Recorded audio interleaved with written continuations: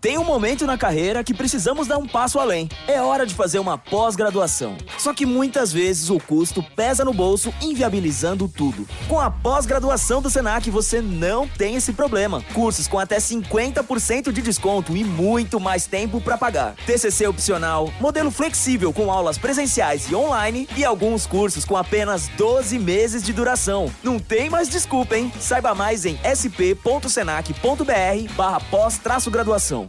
How would you like a 15% discount to my daily email, the stack of stuff, the show notes, discounts to the conference, all of that? All you need to do is text the word show to 33777. You'll get the annual subscription with a 15% discount to my daily email. You'll get the stack of stuff, the links to the show notes, discounts to the conference, and so much more. All you have to do is text the word show, S-H-O-W, to 33777. Text show to 33777.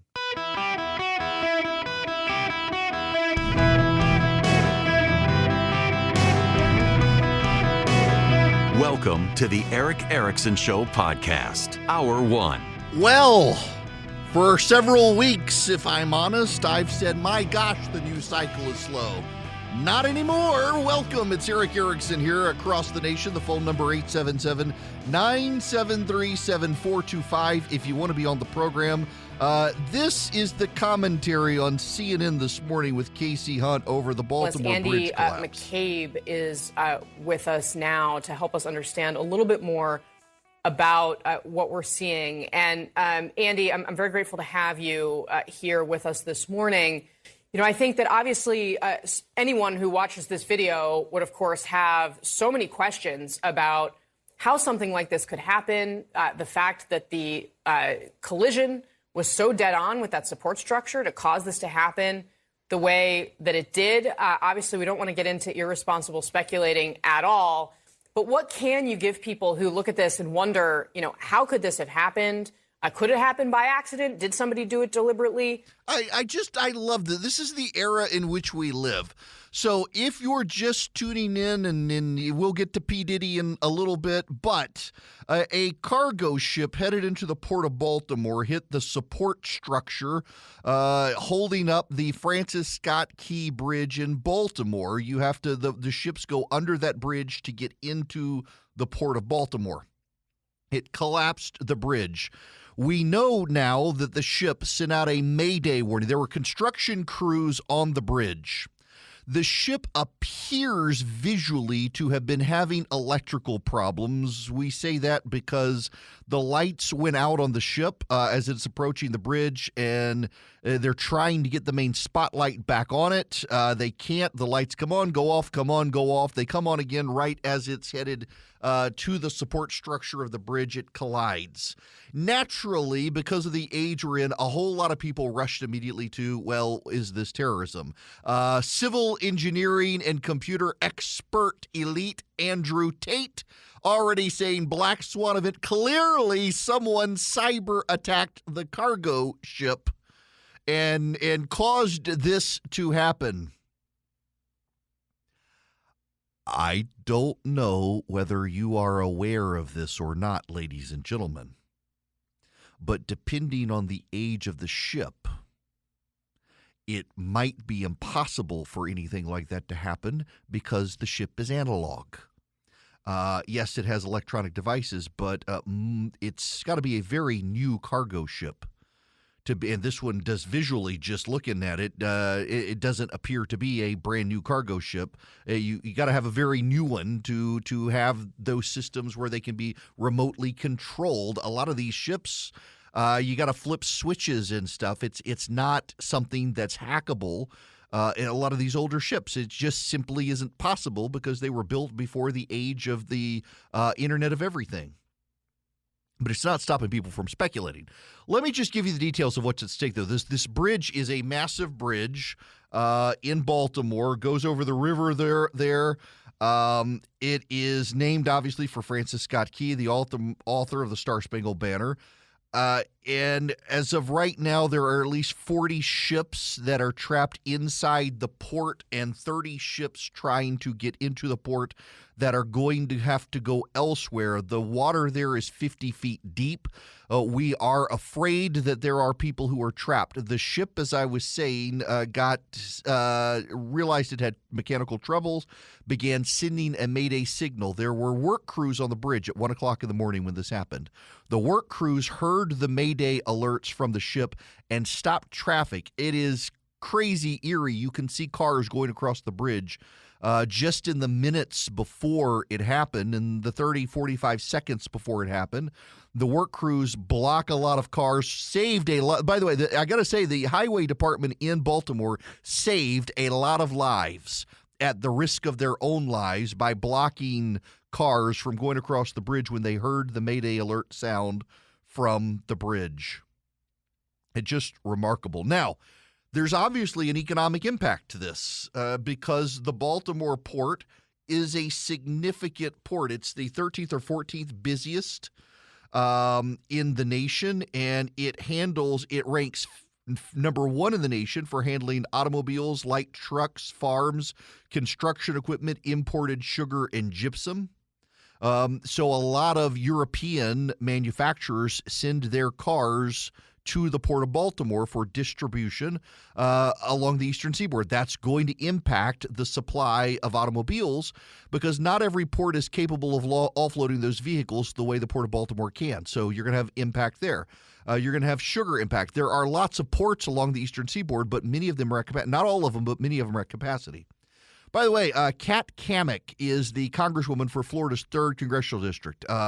If you're on WSKY, WDBO, WOKV down in Florida, you're in her area, Gainesville area, west of Jacksonville, but she's on the Energy and Commerce Committee, which is going to play a direct role in dealing with these sorts of issues. So we've got her on at 2 o'clock to talk about this issue. The port in Baltimore is the second largest export hub for coal in the country. Now, it doesn't just export coal to Europe. This is another problem. A lot of the coal that left the Port of Baltimore, not going to be leaving anytime soon, also goes down the eastern seaboard to southern states to power coal-fired power plants there, getting upper mid-Atlantic Pennsylvania coal to the south when the rail lines have issues. It goes through the ports, and that's not going to be able to happen now. There's a lot that goes through there, but the biggest issue for the Port of Baltimore, even as other ports along the eastern seaboard will be able to overtake supply and compensate for the lack of the Port of Baltimore. So the river is 50 feet deep. They're going to have to cut the frame. It's steel frame construction. They're going to have to cut it. They're going to have to dredge it. That's going to take a lot of time, and they're going to have to do that before they can even begin rebuilding the bridge. All of this is going to complicate the ingress and egress of the Port of Baltimore, and it generates 15,300 jobs. There are in the Baltimore area 140,000 jobs linked to the port, directly 15,300, and then more, and it generates $395 million in annual state and local revenue tax-wise for Baltimore and Maryland. Baltimore is a failing city. The port was the last major industrial economic hub for the city of Baltimore, and it's now offline for God knows how long.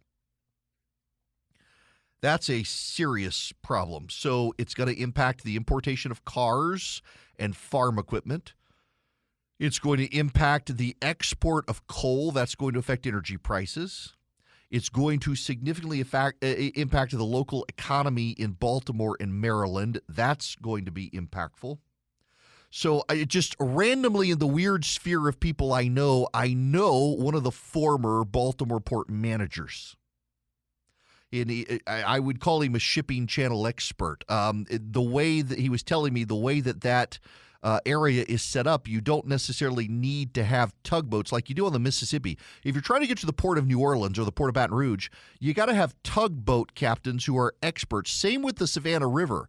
You have tugboat captains come in. Well, when you get beyond the bridge in Baltimore, typically is when the tugboat captains come to play in Baltimore. But they've got a lot of electronic signaling to be able to get those ships through the bridge before you have local officials help. And all of that sort of stuff has made Baltimore an easy port to get in and out of, given its location to the Atlantic. And also, it's traversing the North Atlantic to get over to Europe. It's a short ride. All of this is taken offline now. It's going to have an economic impact. But never fear, my friends, Mayor Pete is in charge. And there's part of the point to talk about here is they wanted to give Mayor Pete a throwaway position in the administration. He was on paternity leave when you had the Port of Los Angeles problems and the shipping and supply backlogs. He's been AWOL with a lot of the transportation aviation problems we've had. And now we've got the collapse of the bridge in Baltimore. What's Mayor Pete going to do to solve this? The other issue, I got to really talk about this one with you. And I don't want to throw stones. I'm not criticizing or attacking you, even though it might sound like it. The willingness of a lot of people to immediately jump to it was a cyber hack, it was terrorism, it was deliberate. It's not COVID. I think it's 9/11 maybe. But the rise of people who want to catastrophize everything and immediately jump to the worst case scenario, that's not normal. I don't know if you realize this or not, but it's not actually normal to jump to the worst case scenario. And yet a lot of people's brains over the last number of years have been reprogrammed to jump to the worst case scenario. And now some of you will yell back at me, well, we can't believe the government anymore, except the government's never been a paragon of virtue, honesty, integrity, and competence. The government's always been a bunch of incompetent liars, always. Yes, more exposed and more amplified than COVID, but this is on you because you jumped to the conclusion the moment you heard the news, not before you heard government dismissals of it not being terrorism. You jumped immediately to the worst case scenario, and more people are doing that. And now the data actually shows the more you pay attention to partisan news, the more you're online, the more likely you are to catastrophize. Bad things have happened the world over since time immemorial. A lot of them are accidents. If Krakatoa, the volcanic explosion, happened today, people would concoct a government conspiracy to blame the government. It is a particular mindset of people today, particularly people engaged actively in partisan politics on both sides of the aisle, who catastrophize everything, and they want someone to blame. And I'm already seeing people say, well, we can't believe anything the government tells us. I mean, we should have a government that can come out and be honest with us and reassure us it's not terrorism, reassure us it's not a cyber hack, but we can't. No. You've never needed the government to tell you what to think in the past. You've never needed the government to tell you what to think. You've always presumed in first case scenarios that it's an accident and only worked your way up to terrorism as the evidence suggested. But now what people are doing is they're going all the way to terrorism, and you got to have evidence to walk back to accident. But oftentimes in accidents, because it's an accident, there is no evidence. And so you settle on worst case scenario. And that's actually on you. It's your responsibility to not jump in every case to the worst case scenario. You're not a sucker for going with it's an accident first, and then later the evidence reveals terrorism or hack or what have you. And none of that's at play here right now. We have none of that. Unless you're Andrew Tate, who's online seeding conspiracy theories. People on Twitter already going full bore conspiracy theories. It's the Chinese and a cyber hack. They don't even know if the ship is new enough to have been cyber hacked. Again, most shipping vessels on the sea today are too old to be hacked in the capacity that people are thinking. And that's the way people want to think. And then the news gets right there, too. I played that opening audio from Casey Hunt, immediately going, they have Andrew McCabe, formerly of the FBI, on to, please, sir, tell us this wasn't disaster. Tell us this wasn't terrorism. What can we believe? It doesn't help when the news media jumps there, too. It programs everyone to catastrophize. Bad things have always happened. Accidents have always happened. As far as any of us know, This was mechanical failure on a ship. It signaled a Mayday warning because it knew it was going to impact the beam, which would not have happened if this was terrorism. And it wouldn't have happened if it was hacked because they would have turned off the Mayday signaling. And the heroes are the workers on that bridge who stood on the bridge and blocked the traffic. And the heroes are the rescue workers who at 2 o'clock in the morning got on scuba gear with high-beamed lights to dive into the water to save lost souls. We got to focus on them as well. A lot of people saved a lot of lives, and others sprung into action to save as many as they can. And while the internet is ablaze with the conspiracy theories of the cyber attacks and terrorism, there are still people in the water looking for the bodies of those who might have fallen from the bridge. Hello there. Welcome. It is Eric Erickson here. The phone number, 877-973-7425. Tom, I'm going to go to you. Welcome to the show. How are you? I'm doing good. Thanks for taking my call. Sure. I just wanted to call and give offer a comment on the bridge. Back in 1980, the Skyway Bridge fell. Same thing. Big tanker ran into it and it collapsed. And part of their rebuild of that is they had to put massive barricades in front of the columns that hold the bridge up. And my thought is, why wasn't that retrofitted on any big bridge in a bay? Yeah, it does make you wonder. That it's there are going to be a lot of questions and about the ship as well. By the way, Tom, while you bring that up, we're getting some information from the local government officials in Baltimore that the ship signaled, in addition to its Mayday, it was having mechanical problems. Not just electrical problems, it was having mechanical problems, and it was we're looking at data here now. The lights on the ship were off and smoke was emitting from the funnel. The ship signaled ahead. It was having problems and began the audible alerts for the Department of Transportation employees on the bridge to know that impact was imminent, did what they needed to do. The ship then lost propulsion. The crew is from India. It had a crew of 20. All members of the ship have been accounted for. It's an older ship, too, by the way. Significantly older ship. So we'll continue to keep an eye on the story as it develops. Obviously, big news. The other big news is P. Diddy, Sean Combs. He has had 2 properties raided. He was trying to board a flight in Miami, was blocked by Department of Homeland Security. His plane left, flew to Antigua without him. And there's a massive human trafficking investigation underway now about the rapper. Allegations for years about him. Before I get into that, listen, I got to talk to you because I've been mentioning the $179 a year from Vision Computers things, and I need to clarify this for you guys. You do not have to have bought a computer from Vision Computers to take advantage of this.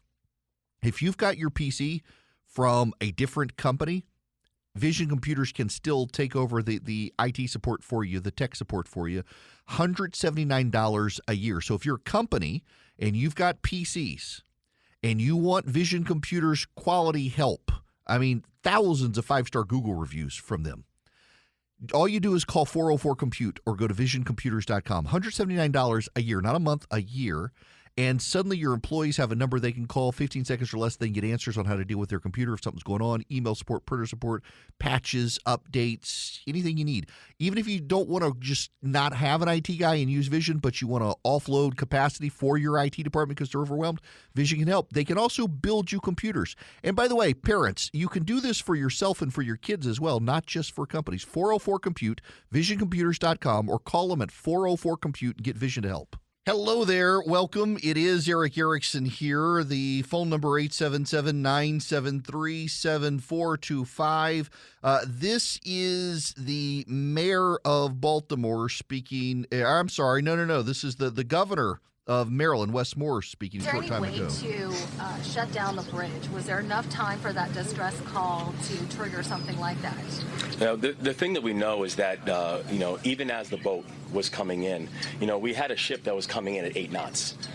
So coming in at a very rapid speed.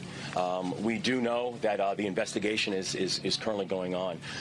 But I have to say I'm thankful for the folks who once the warning came up and once notification came up that there was a mayday, who literally by being able to stop cars from coming over the bridge, these people are heroes. They saved lives last night. Right. Yeah, they really, really did. The video is incredible. Just genuinely incredible watching this boat come in. Jim, you're going to be up next on the show. Welcome, Jim from Indiana. How are you? Oh, it's a fun day in the neighborhood. I was stationed in D.C. in the military when that bridge was opened up, and I got a couple questions and a comment. Okay. It's my understanding the boat was leaving, and if it lost power, I just wonder how strong the river current was to shove it into the bridge. I don't know. There are obviously some tidal forces at play. They're already talking about the tidal forces at work on that river. Apparently stronger than I expected. And so 1 o'clock in the morning, probably, and you do have a full-ish moon, so you definitely have tides that are impacting it. I'm not an expert and I don't want to speculate, but it looks like you can see the smokestack on the ship fire up, like they were trying to get some extra power and could not steer the ship out of the line of path of that column. And the other comment is if the bridge is still there, on the north end of the bridge, if you turned right, it was Sparrows Point. There used to be a steel mill out there. It's been closed down for about 15 years or so. And I have seen ships in there, whether it's deep enough for an ocean goer, I don't know, but I'm just wondering how long it would take for somebody to check it out and bring in some portable cranes or something to be able to get a little bit of freight in and out. Yeah, okay, so as a matter of fact, my buddy who was involved with the Port of Baltimore actually sent me a note and said that Volkswagen has offloaded its capacity to south of the bridge for its auto import-exports, and it's actually around the Sparrows Point area, which is south of the bridge. That is port capacity there. They can offload some in, but it's pretty narrow. Yeah. So yeah, and also that they apparently, from if I'm understanding this text message thread that I'm at, there actually is a salvage operation now that operates out of Sparrows Point where the steel capacity used to be. They now recycle steel, and they're already at work this morning working on the bridge to try to get out of the way. Well, that's exactly what I'm doing right now. I'm working for a steel mill, picking up salvage to feed the mill. Wow. Yep. So, yep, there's one there now. I've been to both ports in Baltimore there. The one on the south side, vehicles can get to it. I know they've got a couple cruise lines that go in and out of that side. Yeah. The other one's Dundalk, and they used to haul a lot of Caterpillar for export out of that one. But regardless, both ships got to go under the bridge to get to both of them. Yeah, so I'm looking at the map right now, Apple Maps, and yeah, they've already got it is miles of interstate section there that is completely shut down. It's Interstate 695, and it is a lot of miles of interstate that have been taken out of operation because of the closure of the bridge. Right now you've got two tunnels basically downtown to get under the bay, or you add about 20 miles of the trip by going around the west side.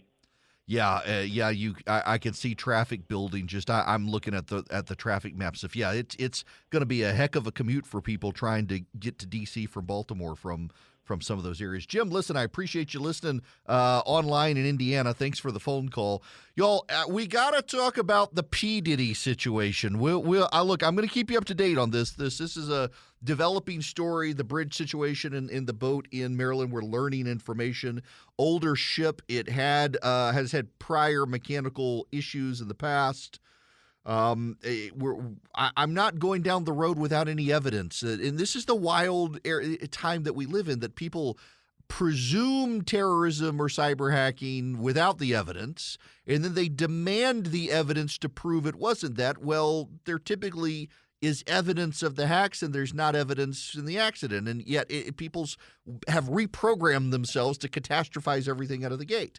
And then they say, well, we can't believe the government anymore. But you didn't need the government to tell you stuff ahead of time. You presumed not to go with the worst case scenario immediately. Well, with P. Diddy, we can go with the worst case scenario. You know what his problem is? He wasn't Jeffrey Epstein. Jeffrey Epstein surrounded himself with rich white people. Had P. Diddy surrounded himself with more rich white people, he wouldn't have had the FBI come raiding his houses at gunpoint, no less. At gunpoint. So the scenario is P. Diddy was down in Miami, about to get on his private plane to leave the country. His plane was going to Antigua. And the plane left, and there was a lot of speculation he was on the plane, but he wasn't. He stayed in Miami. New reports are he was advised not to leave the country by the feds as his homes were raided. So what's all this about? Human trafficking. Jeffrey Epstein, we still don't have all the records of Jeffrey Epstein, and that is remarkable. But there have been years of allegations about P. Diddy and sex trafficking. He has houses in Miami and in Los Angeles. He's not under arrest yet. His plane has left the country. 3 women and a man were interviewed by police in Manhattan over allegations of sex trafficking, sexual assault, and the solicitation of and distribution of illegal narcotics and firearms. Police sources told the New York Post that agents were looking to seize phones and computers in the raid. Feds were seen walking out of his Miami home with boxes of evidence and a bag containing 2 laptops. The raids come after Diddy's ex-girlfriend, Cassandra Ventura, better known as Cassie, accused him last year of sexually abusing and assaulting her throughout their relationship. She filed a lawsuit in November claiming she faced a cycle of abuse, violence, and sex trafficking until her relationship with Sean Combs ended in 2018. The two settled the lawsuit the day after it was filed, but 3 other women then filed claims against him. Another lawsuit was filed in February of 2024. Rodney Lorad Jones, who helped produce Sean Combs' most recent album, claimed that the mogul sexually harassed, drugged, and threatened him from 2022 to 2023 as they worked together. Now, he's denied the claims. Cops swarmed his homes at Star Island in Miami Beach. Federal investigators were said to have shown up at his private dock on boats. He bought a home on Star Island for $14.5 million. It's 19,545 square feet with 9 bedrooms and 12 bathrooms, and then bought a second 8,000 square foot estate on the island from Gloria Estefan. Wow. That's some big property. Now, they also raided his home in Homely Hills near Beverly Hills. They blocked property. He bought the property in 2014 for $40 million. And that's where we saw them pulling some guy out in handcuffs, walking him backwards. So now, here are more the sum total of the allegations. So Cassie, the ex-girlfriend, accused him of sex trafficking. Joy Dickerson alleged in a lawsuit that Diddy drugged her and raped her and filmed it when she was 19 in 1991. Another woman says that he and another man sexually assaulted her and a friend in 1990 or 91 and then showed up at her apartment several days later and beat her. Then another woman claims that she was gang raped by 3 men, including him and another guy, the president of Bad Boy Entertainment in 2003. She would have been 17 at the time. He's denied all of the allegations. He said this is just a series of character attacks. Well, something has come to a head because Homeland Security participated in the raid. Now, I don't think you can say, had P. Diddy been white like Jeffrey Epstein, this would not have happened to him. However, I think you can say had P. Diddy surrounded himself with a bunch of rich, white, powerful people, just like Jeffrey Epstein, this might not have happened to him, because look at Jeffrey Epstein, who, yes, I realize is dead. He hanged himself like Christmas ornaments in a jail cell. P. Diddy at least is alive for now. But there's a side story here. We have Sean Combs, we have Jeffrey Epstein, we have all of these stories, and yet people still want to dismiss human trafficking as a thing. Y'all, the drug cartels from Mexico traffic women, girls, and boys into this country on a regular basis, human trafficking victims. But you know where the majority of human trafficking victims come from in the United States? From the United States. Long story short, when I ran for office and got elected, my issue was human trafficking. And the reason was because I noticed in my area there was a rise of Asian-style massage parlors. If you know anything about these places, we don't talk. You had that shooting at the massage parlors in Atlanta. We talked about the poor women who were giving massages. They're prostitutes. Overwhelmingly, it is houses of prostitution. These Asian-themed massage parlors are places where the happy ending joke is a thing. And a report came out at the end of the Clinton administration about how within 30 minutes of military locations around the country, you have a mass population of these Asian-themed massage parlors. They cater to servicemen who want sex. And a lady in Atlanta, when I was commenting on this online, told me her experience of trying to go to these places. She began getting harassed and threatened, death threats, threats of lawsuits. And sure enough, when I started writing about it, I started getting harassment from people. I was like, this is really a thing. This is a real thing. So I ran for office on shutting these places down. Was successful in doing so, I might add. It's a real thing in this country. And what I learned from the FBI is that it used to be an importation of women from Eastern Europe and Asia, but as the United States has gotten more serious about immigration, even as we suck at the southern border, we've gotten more serious with immigration of women into this country. It's actually, we've seen a rise in human trafficking victims from the United States, supply and demand. It's a big issue. And the feds should have taken the Jeffrey Epstein case more seriously. It's not they shouldn't be doing this to Sean Buffy Combs because look at what they did to Jeffrey Epstein. Jeffrey Epstein did wind up in jail, and what's her name? Ghislaine Maxwell. She's in jail, but it's a big issue, and it gets dismissed by people, or people say, well, it's not really human trafficking. These are women trying to make money off their bodies, and we should let them. No. This is a serious thing, and most of the girls, boys, and women involved are victims who are not participating at will. We got problems.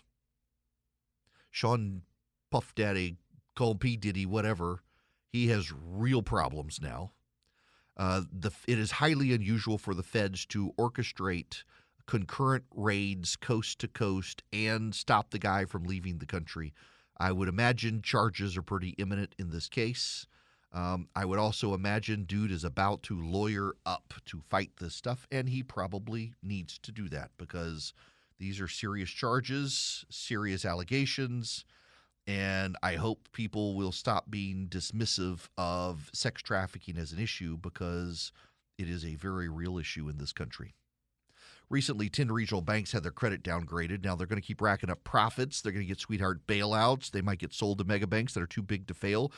Swiss America has been sounding the alarm about a secret war on cash and what's happening with our economy. They want to help you protect your hard-earned assets right now. Go read their report, The Secret War on Cash. Your copy's free by calling or texting 800-289-2646. The war on cash includes digital forms of currency. Now, this is what's happening. Corporations and the government are trying to push you to use credit cards so that they can monitor your purchases and maybe discourage purchasing things you want and discouraging you from using your cash, from using your hard-earned assets. Swiss America wants to help you protect your assets. You need to read the report, The Secret War on Cash. It is completely free. Just mention my name, Eric Erickson, when you call or text 800-289-2646. The Secret War on Cash report, completely free. Just mention Eric Erickson when you call or text 800-289-2646. One more time, 800-289-2646.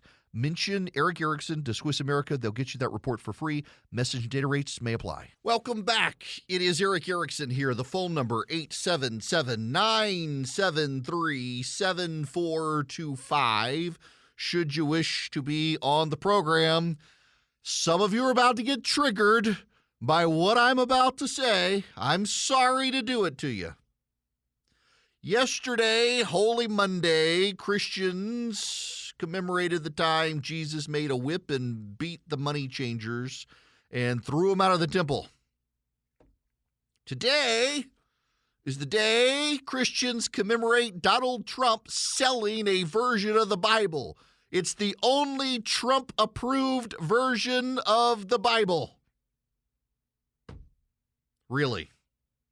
No, it says so on the website for the Patriots Bible.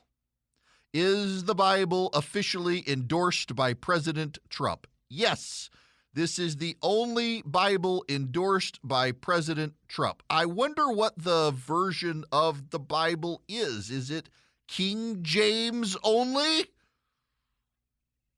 It's a handwritten chorus to God Bless the USA, the U.S. Constitution, the Bill of Rights, the Declaration of Independence, the Pledge of Allegiance, and yes,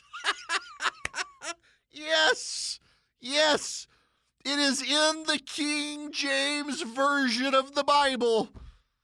God's own words.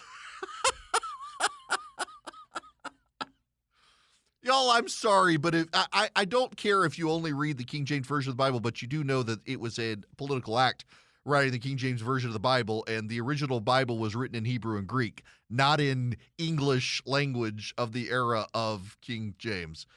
Oh my gosh, wow. I wonder how the seventh commandment reads in this version, in the Trump-endorsed version of the Bible. Does the seventh commandment, thou shalt not commit adultery, exist? Oh my gosh. When you're weaving your politics and your religion together, this is the sort of stuff that happens. Maybe leave your politics out of Jesus Christ's world. My goodness. This hour of the program is brought to you by First Liberty Building and Loan. They're in Noonan, Georgia. They can help businesses across the country. If you're buying a building, building a building, you're buying a franchise, you're buying out a business partner, buying out a competitor, First Liberty wants to help you. You go to firstlibertyga.com. If you're in Kalispell, Montana, if you're in Sacramento, California, if you're in Miami, Florida, it doesn't matter. They can help your business. If you need $250,000 or more, reach out to them. firstlibertyga.com. firstlibertyga.com. My friends, when we come back, I got to go back. The NBC News controversy over Ronna McDaniel continues to rage of a man on MSNBC. Over hiring the former chairwoman of the Republican National Committee to be on the program. Boy, do I have some pointed thoughts on this matter.